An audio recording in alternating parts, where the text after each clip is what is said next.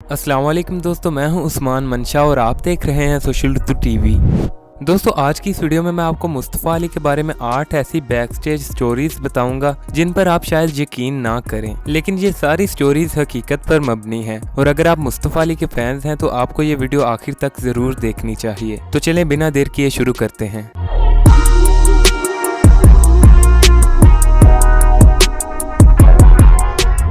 Number 8। दोस्तों, SmackDown में 2020 में मिस्टीरियस हैकर की स्टोरी लाइन काफी फेमस हुई थी और आपको पता है कि मुस्तफ़ा अली ने एक प्रोमो में रिवील किया था कि वही स्मैकडाउन हैकर हैं। लेकिन आपको ये जानकर शायद हैरानी हो कि असल में WWE हैकर की आइडेंटिटी रिवील करना ही नहीं चाहती थी और इस हैकर वाले एंगल को बगैर किसी एक्सप्लेनेशन के खत्म करना चाहती थी।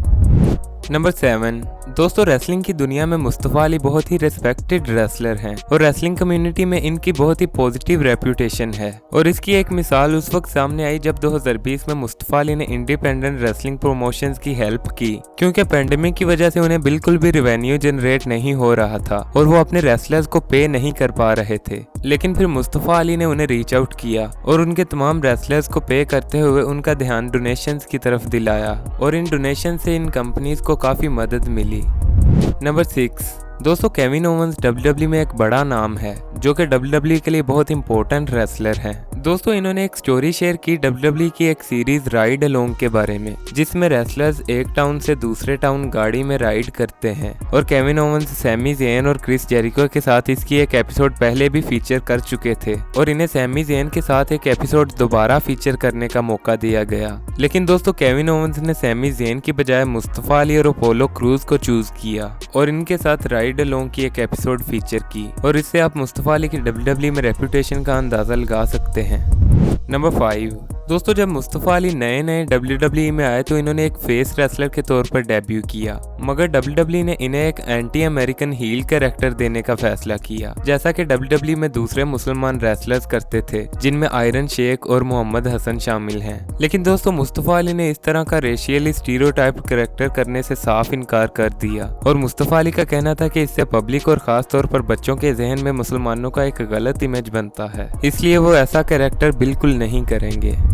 नंबर 4। दोस्तों, 2019 में कोफी किंगस्टन को एक बहुत बड़ा पुश मिला और रेसलमेनिया 35 में इन्होंने WWE चैंपियनशिप भी विन की। लेकिन शायद आप में से कुछ लोगों के लिए ये बात बहुत सरप्राइजिंग हो कि ये पुश असल में मुस्तफ़ा अली को मिलना था, लेकिन मुस्तफ़ा अली एक इंजरी की वजह से एलिमिनेशन चैम्बर से बाहर हो गए और इनकी जगह कोफी किंगस्टन को मिल गई, जो कि बाद में WWE चैंपियन बने।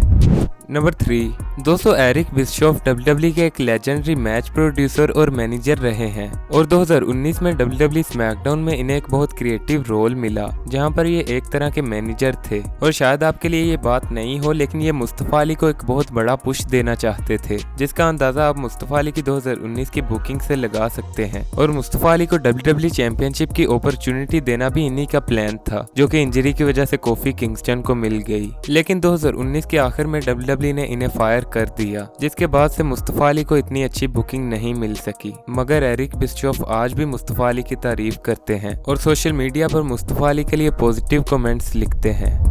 नंबर 2। दोस्तों, 2018 के एंड में मुस्तफ़ा अली रैंडमली 205 लाइव से WWE स्मैकडाउन में मूव हो गए और सीधा WWE चैंपियन डैनियल ब्रायन के खिलाफ मैच लड़ा, जो कि उस वक्त हील थे। लेकिन आखिर मुस्तफ़ा अली को इतना बड़ा पुश देने का प्लान किसका था? हालांकि उस वक्त एरिक बिशॉफ भी मैनेजर नहीं थे। तो शायद आपको ये जानकर हैरानी हो, लेकिन इस सब के जिम्मेदार खुद WWE चैंपियन डैनियल ब्रायन थे और ये डैनियल ब्रायन का ही प्लान था कि मुस्तफ़ा अली को 205 लाइव से मेन रोस्टर पर लाया जाए और इससे मुस्तफ़ा अली को भी काफी फायदा हुआ और उसके बाद से वो अब तक मेन रोस्टर पर हैं।